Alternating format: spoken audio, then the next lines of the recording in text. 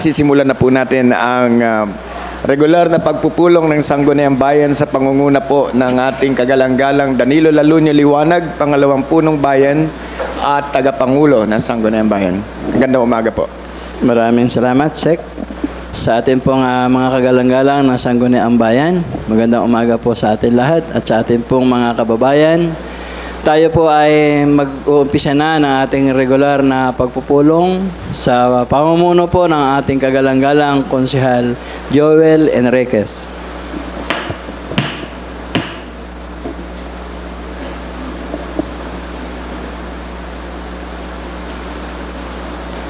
Maraming salamat po, Vice Mayor Daddy Diwan. Bago po tayo magsimula na ating pagpupulong, ito po ay pasimulan po natin sa isang panalangin. The name of the Father, the Son, the Holy Spirit. Amen. Makapangyarihan at mapagmahal na Diyos, sa araw na ito, kami ay lumalapit sa iyo nang may pakumbaba at buong puso naming idinadalangin ang aming mga pinuno, lalo na ang mga bumubuo ng Sangguniang Bayan. Bigyan mo po kami ng karunungang maitaguyod ang kapakanan ng bawat mamamayan. Gabayan mo po kami sa aming mga desisyon upang ito ay maging makatarungan, makabuluhan, at makatutulong sa ikabubuti ng lahat. Pagkalooban mo po kami ng lakas ng loob upang harapin ang anumang hamon ng may katatagan at integridad. Naway ang aming talakayan at pagpapasya ay patnubayan ng inyong liwanag at katotohanan. Ipagkaloob mo po sa amin ang pagkakaisa at pagmamalasakit upang maglingkod ng tapat, walang pag-iimbot. Hinihiling namin ang iyong biyaya sa basbas at basbas sa bawat isa sa amin. Ang lahat ng ito itinataas namin sa iyo, banal na pangalan. Amen. The name of the Father, Son, the Holy Spirit. Amen. Ang pambansang awit ng Pilipinas, Lupang Hinirang.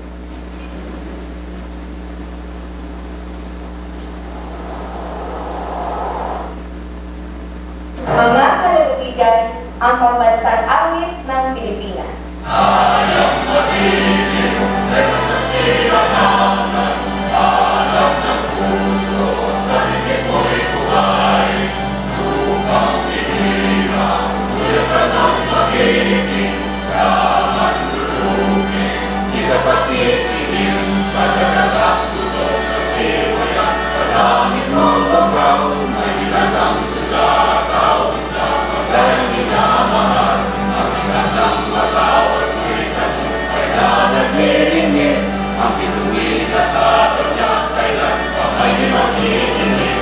Lumang araw ng walang ipagsinta, buhay ay langit sa pingo. Ang higaya na pang may mga hapit, ang mamatay ng dahil sa'yo.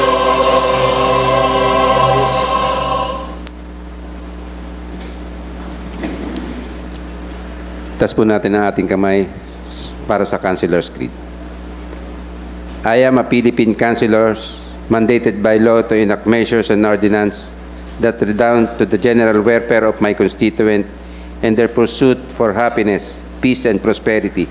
I believe in public service above self as a guiding principle of my official act. As I tread the pathways of local legislation, may the Almighty guide my mind and heart that I shall be true to my constituent and the Filipino people. Good morning po sa inyo lahat.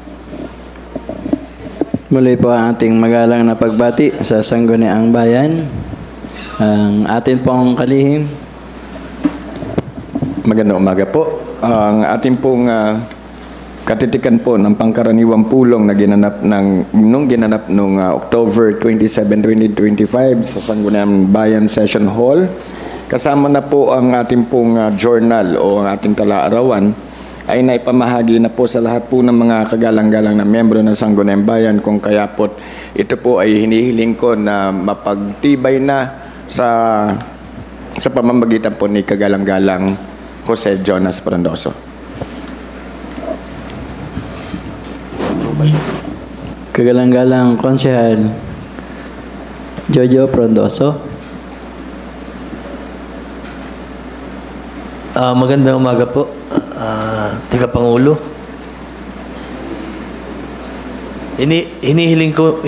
magalang ko pong hinihiling sa kapulungan ito na mapagtibay na ang nakaraang katitikan ng ating pagpupulong. Mungkahi po ng pagtitibay ng nakaraan nating katitikan ay pinangaluahan ng kagalang-galang konsehala Rachel Eliazar. Mayroon po bang pagtutol? Kung wala po ay atin na pong pinagtitibay. Magandang umaga po muli. Ang ating pong tatalakayin po sa araw na ito ay ang Appropriation Ordinance Number 4, Series of 2025. Kung tawagin po ay ito po yung Supplemental Budget Number 4 na nagkakahalaga ng 1,605,078 pesos and 11 pesos. Ito po ay may kaakibat na liham mula po sa tanggapan ng ating punong bayan, Luis Oscar T. Eliazar, na ito po ay sinecertify po as urgent. An ordinance enacting the Gender and Development God Code of Tagkawayan, Quezon. Isang kautosang pambayan na naglalaman ng mga nararapat na alituntunin upang mapangalagaan ang mga tao at hayop sa bayan ng Tagkawayan laban sa rabies, alinsunod sa Republic Act 9482 na kilala bilang Rabies Act of 2007. Meron din pong hindi natapos pa tayong mga gampanin, kung kaya ito po ay pinapaalalahanan po ang Ordinance Institutionalizing the Municipal Epidemiological System and Municipal Epidemiology and Surveillance Unit of Municipality of Tagkawayan and appropriating funds thereof. Ito po ay para na po sa public hearing. I-schedule na lang po natin ng November 6, 2025 sa oras po na alas 9 ng umaga. An ordinance institutionalizing the Integrated Vector-Borne Disease Prevention and Control Ordinance of Tagkawayan, providing funds therefore and for other purposes, is scheduled on November 6, 2025, 9 a.m. po. An ordinance establishing the system for emerging and the emerging infectious diseases for the municipality of Tagkawayan and appropriating funds thereof. Ito po ay naka-schedule po sa November 6, 9 a.m. po for public hearing. An ordinance institutionalizing the newborn screening program and the municipality of Tagkawayan, Quezon, providing funds therefore and for other purposes. Ito po ay naka-schedule po ng November 6, 9 a.m. Yung apat pong sunod-sunod na yon ay introduced and then sponsored by Councilor Veronica A. Masangkay for public hearing po lahat.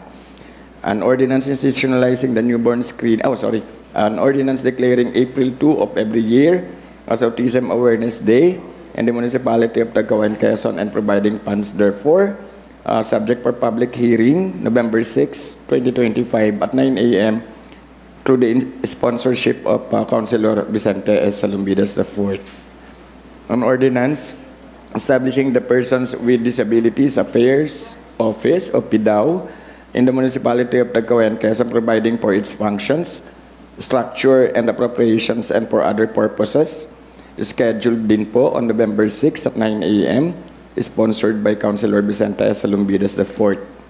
Isang ordinansa na nagtatakda sa pag-install ng mga linya o kable ng telekomunikasyon, kuryente at iba pang pasilidad para sa pagdala ng kuryente at komunikasyon at iba pang kahalintulad nito, at nagbabawal sa paggamit ng kahoy na poste sa loob ng munisipalidad ng bayan ng Tagkawayan at nagpapataw ng parusa sa sino mang lumabag nito. Ito po ay per committee hearing po on November 10. If I'm not mistaken po, sponsored po ito ni Konsehal Sander Sandro. An ordinance adopting a framework of coordination for the implementation of national, provincial, and municipal government infrastructure projects and programs within the municipality of Tagkawayan by the barangay local government units. Per committee hearing din po on November 10 at 1:30 p.m. An ordinance on collection of corresponding barangay clearance fees and the application for any business-related transactions passed on second reading. So this will be a subject for third reading, sponsored by Councilor Alexander A. Sandro. An ordinance mandating all businesses operating within the territorial jurisdiction of Tagkawayan, Quezon, engaged in the manufacturing, selling, and or distribution of PNP uniforms, insignias, and other accoutrements to secure PNP certificate of conformity and prescribing penalties for violations thereof. Pass on second reading. This will be a subject for third reading na po, sponsored by Councilor Leo C. San Buenaventura. An ordinance enacting the Indigenous Peoples Code of the Municipality of Tagkawayan, sponsored by Councilor Vicente S. Salumidas IV. An ordinance regulating the use of single-use plastic bottles in the Municipality of Tagkawayan and providing penalties for violations thereof in accordance with Republic Act Number 9003 or the Ecological Solid Waste Management Act of 2000. Sponsored po ni Councilor Rachel A. Ilyasar, pass on first reading, subject for public consultation. An ordinance giving cash incentives for local athletes who will win in Palarong Bayan, congressional meet, provincial and regional national meets, international meets, sports competition together with their coaches and trainers, and providing funds for the implementation of the Municipality of Tagkawayan, Province of Quezon. Ito po ay naipasa na po sa Education Committee for their committee hearing.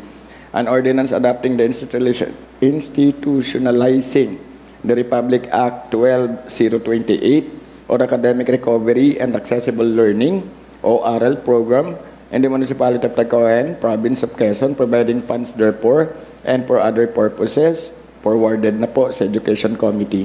An ordinance strengthening the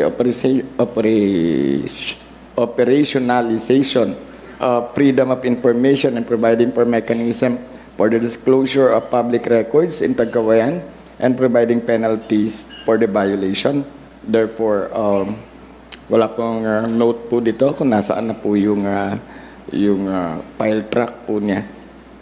Tapos po, yung proposed municipal annual budget po for calendar year 2026 po. Naka-schedule po na sa committee ang ating pong HRMO, Municipal Treasurer, at Municipal Budget Officer is scheduled on November 10, 2025 at 2:30 p.m.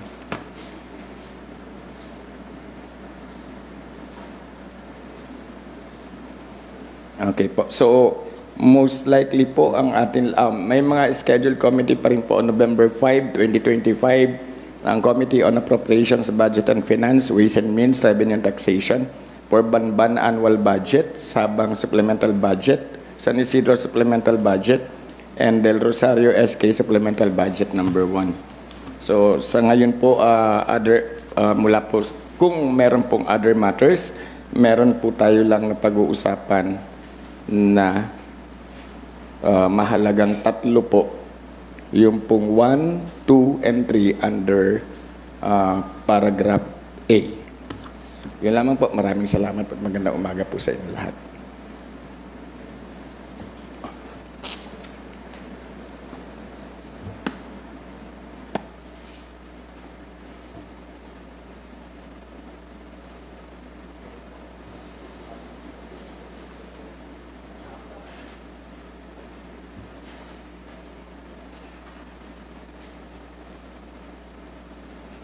Ordinance number 4. Kagalang-galang Konsehal Joel Enriquez. Thank you po, Mr. Chair. Appropriation Ordinance number 04, Series of 2025. An ordinance authorizing supplemental budget number 04, Series of 2025 involving an amount of 1,605,078 pesos, covering the various expenditures of municipal government of Tagkawayan, Quezon for fiscal year 2025 and appropriating the necessary funds for the purpose. Supplemental budget number 4, pinangaluhan po ng kagalang-galang Konsehal Sander Sandro. Meron po bang pagtutol? Kung wala po, ay atin na pong pinagtitibay ang ating supplemental budget number 4.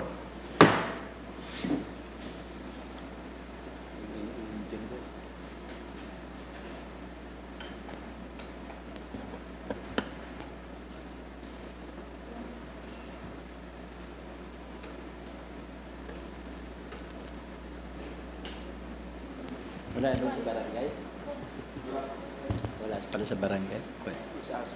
So, Wala po sa barangay, walang committee. Ga-other matters tayo. Meron pa pong ordinance agad.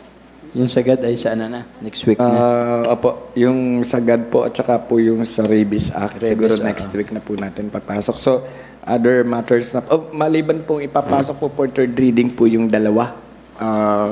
Kung hindi po ako nagkakamali ay yung pong...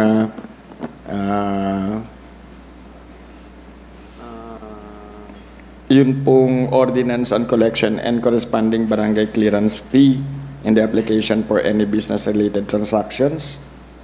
Meron pa pong isa na nagpumasa na po sa second reading. Ayun po, yung Insignias.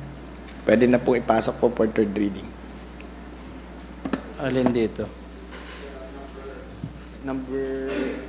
Number 9 po at saka po yung number 10. Doon po sa unfinished business.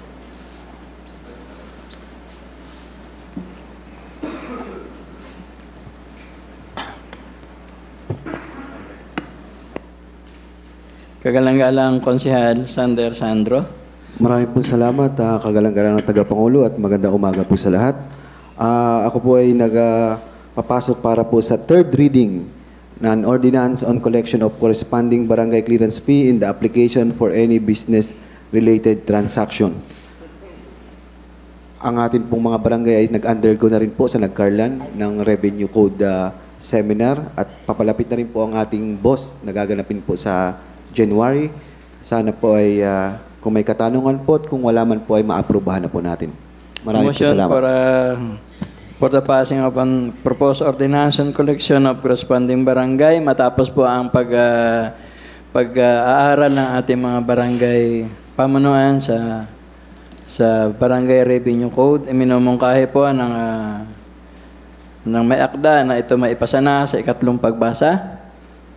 Ito po ay pinangaluhan ng kagalang-galang Konsehal Joel Enriquez, Konsehala Rachel Eliazar, Konsehala Tilit Guban.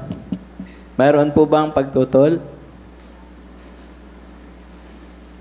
Dahil po walang pagtutol at ito ay nakapasa na sa ikalawang pagbasa at nagkameron na ng pag-aaral ang ating mga pamunang barangay. Sa ikatlong pagbasa po ay atin pong ipinapasa ang panukalang batas.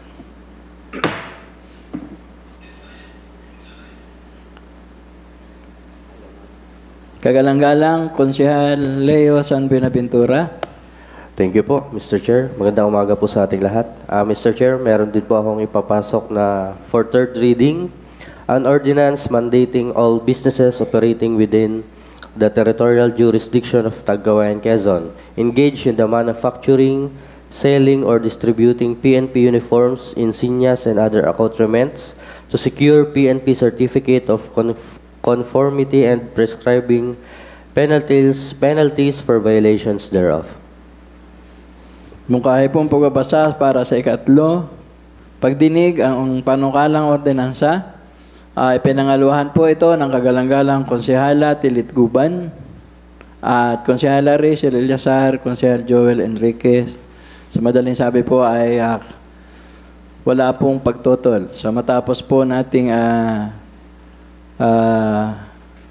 sa mga pagdinig, sa mga masusing pag-aaral ng mga komitiba, ito po ngayon ay ating ipinapasa ng wala pong pagtutol. Kagalang-galang, other matters na po. Kagalang-galang, Konsehala Rachel Eliazar.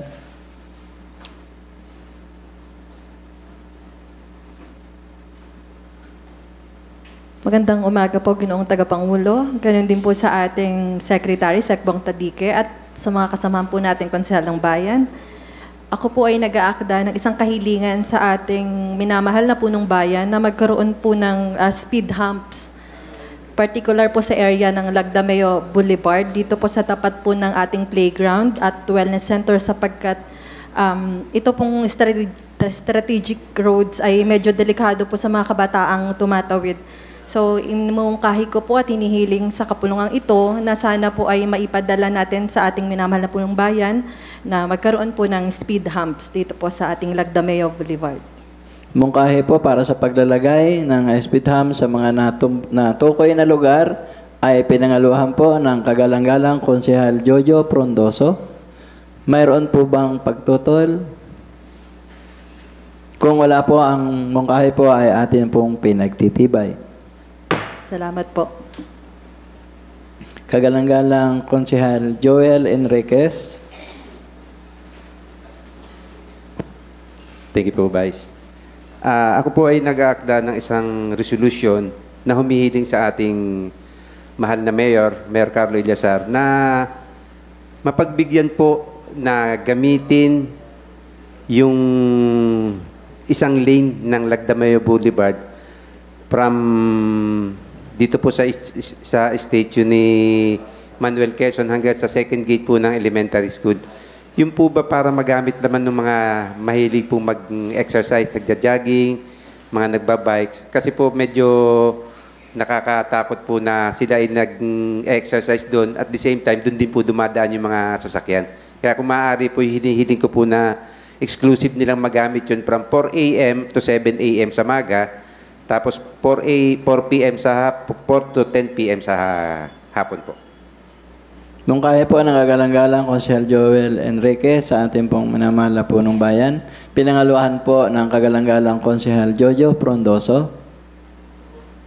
Mayroon po bang pagtutol? Paglilinaw? Kung wala po, ay ating pong pinagtitibay. Kagalang-galang Konsehal Joel Enriquez. Thank you po, Vice. Isa pa po. Ako din po ay nag-aakda na isang resolution na humihiling sa Menro, Tagkawayan, na kung pwede po mabigyan ng karapatang magputol ng punong kahoy, yung pong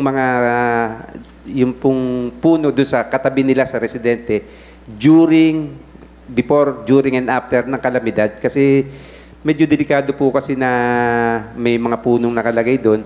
Medyo nahihirapan daw sila magpa-approve.